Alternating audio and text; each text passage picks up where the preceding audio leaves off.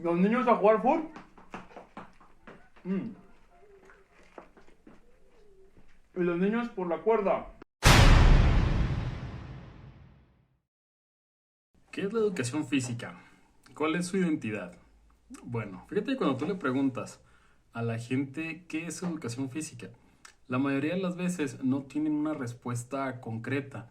No sabemos qué significa la educación física en sí. Como que tenemos una serie de ideas o de nociones sobre lo que significa educación física, pero realmente no tenemos una idea de concreta, precisa de lo que es la educación física. Pero ¿qué dice la teoría? Fíjate, según el Diccionario de las Ciencias de la Educación, el análisis etimológico del término educación se totaliza en un concepto proveniente de la lengua latina y que tiene un doble origen. Por un lado tenemos lo que es educare, que significa conducir, guiar u orientar, y por el otro tenemos a educere, que significa hacer salir, extraer, dar a luz, etc. Después tenemos el término física o physis, que se centra en el conocimiento y estudio objetivo de la materia, sus cambios y sus manifestaciones de energía. Los griegos clásicos denominaron physis a la naturaleza, entendida esta como una realidad cósmica ya preestablecida. Para Aristóteles, la naturaleza comprende a todo el conjunto de los seres que tienen materia, que permite que sean de una forma y una forma que hace que las cosas sean de una manera y no de otra. Se sabe lo que los hace diferentes. Desde esta perspectiva, educación física entonces podría tener un significado de extraer, guiar u orientar la materia, es decir, el hombre o la mujer, y su naturaleza, junto a los cambios y manifestaciones de energía, es decir, el movimiento, que es la manera en la que las personas expresamos la energía. Desde esta perspectiva, entonces, la educación física no es una educación de lo físico, es el hombre o mujer que se forman por los ejercicios físicos, no los ejercicios físicos en sí mismos. ¿Sí? Ni tampoco es simplemente educar al organismo o al aparato locomotor, porque estos no pueden ser un objeto de educación, solamente pueden ser un objeto de adiestramiento. Esto nos lo dice Bernet, citado por Cecchini desde 1996. Entonces, debemos entender que la educación física no se reduce a que nosotros demos indicaciones y seguirlas, sino que debemos enfocar nuestra atención en quienes están recibiendo esas indicaciones, ese conocimiento y esa enseñanza. Pero vamos a ver otros puntos de vista. González, por ejemplo, define la educación física como la ciencia y el arte de ayudar al individuo en el desarrollo intencional de sus facultades de movimiento y con ellas el resto de sus facultades personales. Fíjense que González ofrece una definición con una perspectiva más kinesiológica, más de movimiento, que trae consigo la repercusión del movimiento en otras áreas de la persona. Esto recuerda mucho, por ejemplo, al trabajo deportivo, donde el entrenamiento y la práctica pues tienen unos efectos importantes en la condición física de las personas y tienen unos efectos posteriores en la dinámica social y la dinámica de grupos que tienen las personas, como los valores, la disciplina, el trabajo en equipo. Este tipo de consecuencias suelen ser más un efecto del entrenamiento que la meta en sí del área deportiva, porque como todos sabemos, el área deportiva hay una sola finalidad y esta es la victoria, no hay más. Bueno, Cajigal afirma que la educación física es el proceso o sistema de ayudar al individuo en el correcto desarrollo de sus posibilidades personales y de relación social, con especial atención a sus capacidades físicas de movimiento y expresión. Aquí Cajigal ya nos brinda una definición un poco más compleja, porque él ya integra las posibilidades personales, él ya integra la relación social, la expresión, y esto lo menciona desde 1968. O sea, ahorita en un grupo actual de nosotros de educación física, un grupo de jóvenes, normalmente la educación física es muy bien vista. O sea, a los jóvenes les gusta jugar, les gusta este espacio donde pueden recrearse y donde pueden salir a moverse en vez de quedarse en la banca a estudiar las demás materias, ¿no? Es algo que por naturaleza nos gusta más el juego, llama más la atención. Pero hay un pequeño sector dentro de cada grupo que no se siente tan cómodo con las actividades físicas o con las actividades lúdicas, porque a veces sienten como que van a ser expuestos. Esto me pasó a mí, por ejemplo, en primaria. A mí no me gustaban las actividades porque sentía que ya el ganar o perder, el sentirme, a lo mejor yo era muy introvertido y muchos de mis alumnos también lo son, y no les gustan las actividades de competencia, donde tienen que ganar, que perder, que verse la cara contra otro. La competencia no es algo que les gusta. Ellos también tienen derecho a disfrutar de la clase de educación física. ¿sí? Ellos también tienen derecho. Y en una ocasión, un profesor de la universidad, yo me acuerdo que nos dijo que estos alumnos introvertidos deberían de ser los primeros que nosotros llamáramos al juego para ayudarlos. Me queda claro que la intención del maestro era buena, pero aún así yo no me sentía cómodo con un profesor que me estuviera observando. De hecho, me hacía sentir todavía más incómodo, porque sentía que me iba a poner, que me iba a exponer que iba a exponer mis capacidades ante el grupo, y eso era algo que a mí no me gustaba. Entonces, yo tengo también alumnos que se sienten así. Y al parecer Cagigal ya se había dado cuenta, ya se había percatado que la educación física debía atender a toda la diversidad de capacidades de las personas y de los estudiantes, y comprendía el valor y el efecto social que esta asignatura conlleva.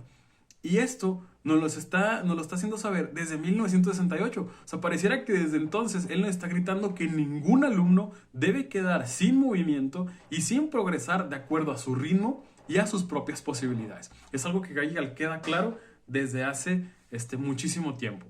Pero bueno, eso es lo que dice la teoría en cuanto a las definiciones.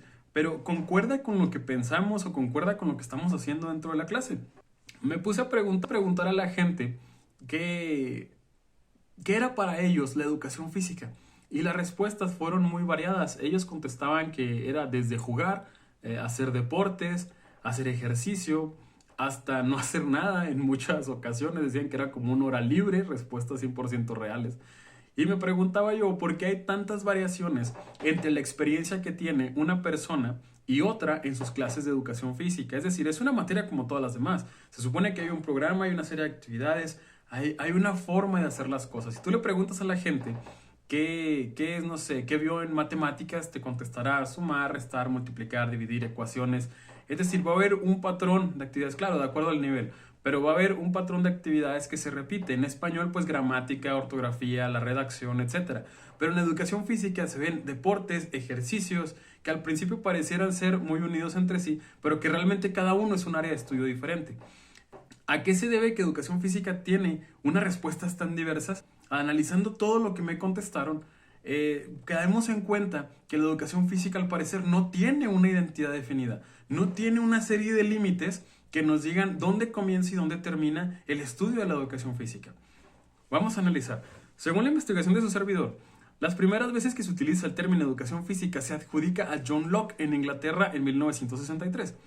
En su texto, Los pensamientos sobre la educación. Aquí Locke especifica la concepción de la educación como educación física, moral e intelectual. Y es una educación que pretende la creación del hábito para adquirir una virtud, la cual requiere el uso de la razón, ¿no? Entonces aquí Locke ya especifica que hay una educación de tipo físico, es decir, de movimientos del cuerpo, una educación de tipo moral, los valores, lo que la persona hace, e intelectual, o sea, de tipo cognitiva. Una educación muy completa, menciona Locke. Pero a pesar de esta expresión que tiene Locke, nosotros sabemos que en otro video que voy a hacer respecto a la historia del término educación física, que desde el inicio esta parte física de la educación se refería más a un adiestramiento, se refería más a un aumento de las capacidades físicas de las personas, a veces con fines militares. Entonces quedamos en que primero se denominaba adiestramiento físico. Posterior a esto, John Locke hace el primer acercamiento a educación física en 1963, pero que España en 1893-94 hace oficial el término de educación física en sustitución del término la gimnástica, ¿no? Esto lo dice Moreno desde el 99. Pero después de esto, pues en muchas partes del mundo simplemente se sigue ocupando el término gimnasia, en otros se ocupa el término deporte, en otros se utiliza el término de adiestramiento físico, etc. Y fíjense que según Blázquez, el ámbito de la educación física recibe aproximadamente 60 denominaciones diferentes a lo largo de todo el mundo. Es decir, no hay una especificación para esta área de estudio. Entonces, no tiene límites claros todavía la educación física. Entonces, por supuesto que esto va a repercutir en las clases que toman los estudiantes, en las escuelas, dependiendo del país, dependiendo de si el colegio es público o es privado, de los intereses de la escuela. Ahora, ¿cómo puede moverse esto? Les voy a poner un ejemplo. Hay escuelas que ven el área de educación física como el área de deportes. Entonces, lo único que les interesa es obtener un logro deportivo, es decir, el renombre de la escuela a través del deporte es un interés de la escuela. No les interesa muchas veces que el alumno obtenga un estilo de vida saludable o tenga los conocimientos para poder realizar ejercicio por su cuenta y nutrirse de forma adecuada. No, lo que les interesa es que la escuela 0020 haya sido la que ganó tal torneo de básquetbol, tal torneo de fútbol, porque eso da un reconocimiento. Entonces, los intereses de la escuela tienen mucho que ver también en cómo se aprecia la asignatura, debido precisamente a que no tiene una identidad. Depende entonces de los intereses de la escuela, de la formación y del gusto que tienen los profesores, etc. Fíjense que Bart Crum, que es un gran estudioso de la educación física, al cual le mando un beso donde quiera que esté.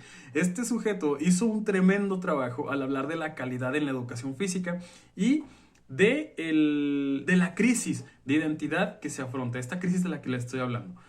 Observen ustedes, según Crumb, la educación física puede verse con 5 orientaciones conceptuales. La número 1 es la educación física que se reduce al aspecto biológico, donde se considera un entrenamiento del físico y se justifica con la contribución al combate de enfermedades y se concentra en los resultados de la condición física.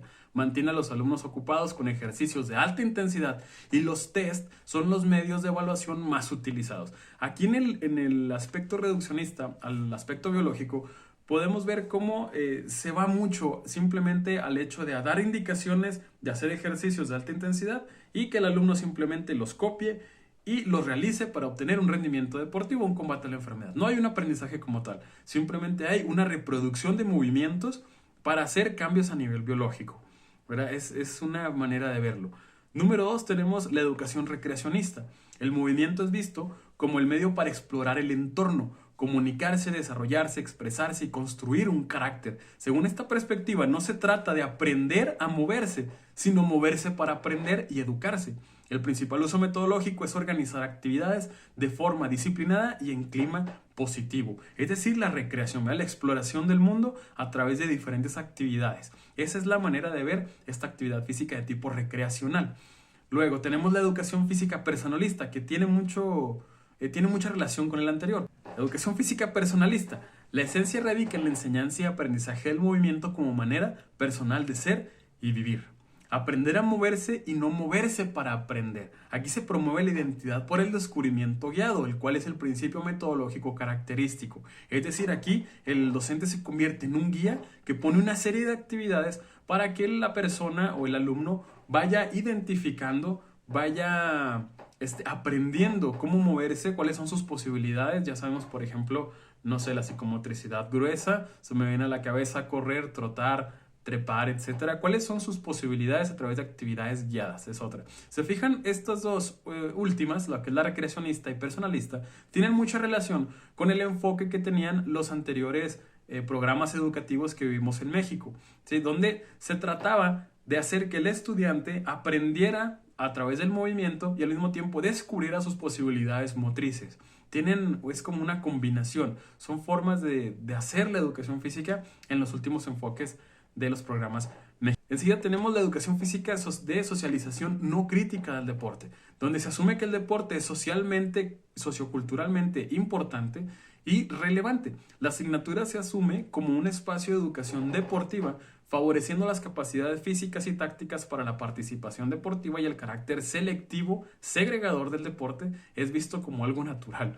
Aquí es donde vemos cómo se toma la asignatura como un espacio deportivo y el deporte es visto como algo importante socioculturalmente, pero se toma como natural el carácter selectivo que tiene. Es decir, tienes un grupo de 30 alumnos y tu equipo representativo de escuela, tal vez de básquetbol, no sé, vas a tomar a los 5 del equipo. Entonces, vamos a suponer, no sé, 5 o 6 grupos de alrededor de 20 estudiantes y vas a llevar solamente a 10 a participar y te concentras en esos 10.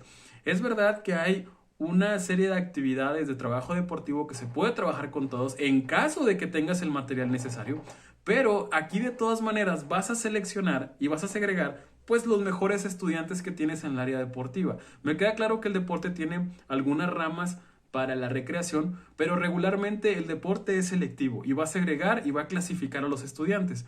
Entonces, es parte de la educación física, sí, pero yo no creo que sea el espacio en el que se propicie el deporte de una manera definitiva. Me parece un error.